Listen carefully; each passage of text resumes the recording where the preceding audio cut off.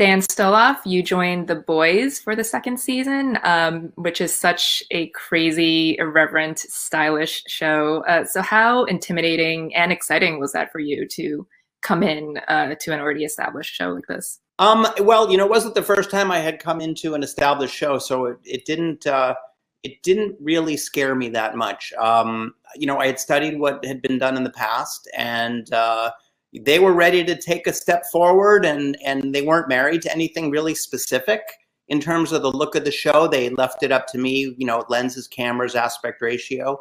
And I opted to stay with the same basic look because I thought it was great. We shot 235 with the Cooke SF anamorphic lenses, which allow the lens flares and give it a very sort of, I don't know, big movie, for lack of a better word, kind of look.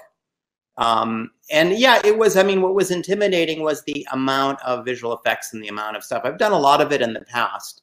But in this sort of concentrated, this dosage, it was a lot. It was a lot. And fortunately, the production gave us sufficient support, sufficient time for pre-production, extensive meetings and extensive brainstorming sessions with the visual effects department, who are all right there with us all the time. So yeah, in retrospect, it wasn't all that scary because I felt I was supported.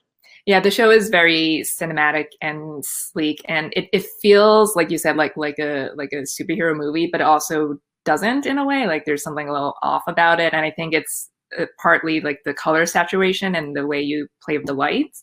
So can you talk a little bit about that and how you Sure.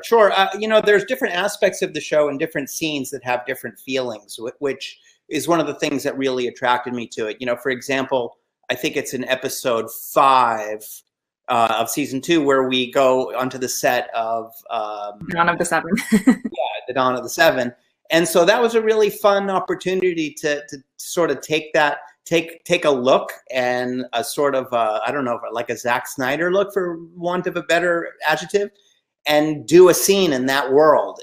And then suddenly that world collapses in on itself, and it's sort of more realistic, more gritty and cooler, and using the palette to kind of reflect those things. The palette of the actual movie within the movie was a sort of a golden, warm, saturated look, and then suddenly you're pulled behind the scenes, and it goes kind of cool, and it goes into a different palette, cooler blues and greens, and handheld, gritty, sort of that behind the scenes feeling.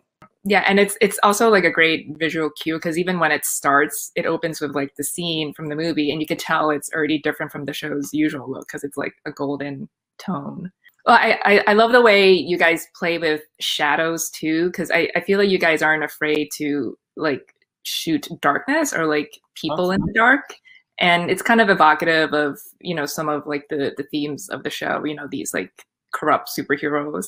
So talk a little bit about that approach and how you light people. It's sort of, again, it varies from scene to scene, but in general, in this show, I try to light for the environment, for the atmosphere, and not for the faces. That said, there are certain scenes that have a more cosmetic or romantic approach to them. But I think that as little as I could get away with and doing to the faces, and as real as I could make these characters, and really play with it too. I think the chiaroscuro, or the darkness of it, was inspired in a great part by the comic book. And on my first meeting with Eric Kripke, I had presented all these images that I had taken from the comics. And I said, this is really the cool stuff, in my opinion. It were things like silhouettes, and there were things like really unusual points of view, which I felt I didn't see a lot of in the first season. And I thought you could push it back more towards its original source, which was that really dark, a little slice of light across Butcher's eyes, and everything else is pitch black. And it's a little bit stylized, but trying to still rein it into a realistic scenario.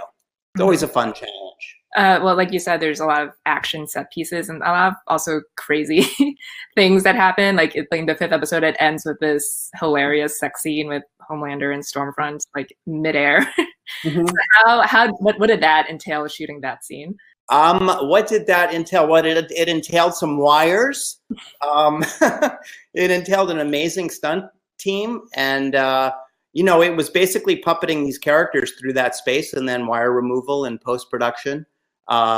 We had an amazing stunt performers who took hits and took falls and were just like indestructible and enthusiastic about it, and a lot of fun.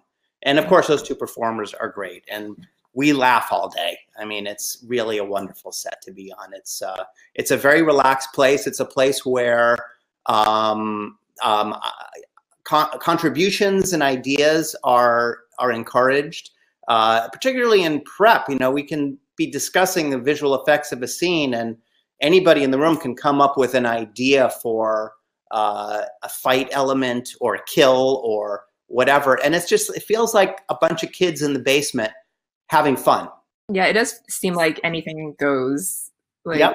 Be like the craziest. Well, I'm thinking of the 7th episode, which you also did, and there's like a billion exploding heads yes. in the courtroom scene. So what went into that with like visual effects? That was a very special scene for me, because I had done the show Suits for 5 seasons, and the location for that was the courtroom set from Suits, which had closed down the year before. So for me, it was very cathartic. I loved Suits, and I had a wonderful time doing it, but it felt so good to go back to that set, sort of like home field advantage, and splatter it with blood and brains. It really did feel good. In terms of that scene, it's like anything else. It's all broken down into elements, and in a scene like that, I think there were 3 very specific head explosions that we did with dummies, and we did with a little bit of motion control. A lot of the other stuff in the background was really purely visual effects. So we would have special effects shooting piles of blood, and then visual effects would go in and behind people create these explosions. But it took the better part. I think it was 2 days that we were in the courtroom, in the hearing room. Yeah. But it was, we had pre-visualized the whole thing. We had pre-visualized storyboards. We kind of went in with a very specific plan and a lot of cameras, and really shot the hell out of it. I mean, even though there's a lot of visual effects, the show does feel very tactile and organic, and I think a lot of that has to do with the costuming and the production design. So how closely do you work with those departments? Very closely. The prep period includes, a sit down with everybody. I worked extensively with the costume department when it came to effects in costumes, like Starlight's hand that shoots a beam of light, and working out whatever sort of organic lighting effects that we could do, was working very closely with visual effects, and same with the art department. Working with Arv Graywall and figuring ways of building lighting elements into the set. Like, for example, the basement that their hangout was.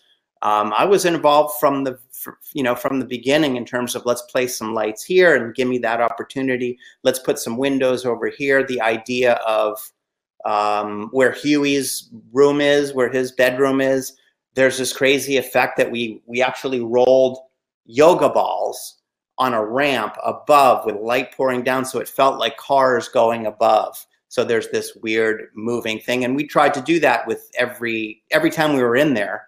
And then sound design builds in, a truck. So you really get the feeling that you're subterranean, and you emotionally, you get the feeling like these guys are really living at the very bottom. Yeah, the vigilante, so. Yep. Yeah. So are you going to return for season 3? Yes, in fact, what's today? I'm leaving on Monday for season 3. Ooh. So yeah, that's staring me in the face right now. But what can you tease about what we can expect? What are your ideas so far? Well, I don't know that I can really share that contractually, et cetera, et cetera. But I will say this. I'll say that it picks up right where it left off, and it is as wonderful and as much of a roller coaster ride, certainly, as its previous 2 seasons were. There's so much that happens even in the first several episodes to realign us with the world and how it's changed and how it's adapted since the finale last year. And we've gotten, because of this extended hiatus, they've provided us with 7 out of 8 scripts even before we got into prep, which is quite a feat, which is quite remarkable. So I can sort of look down and see exactly where everything is going. It also is going to enable us to cross-board certain things and shoot in a more efficient way. With the COVID protocols, it's such a slowdown that whatever you can do to speed things along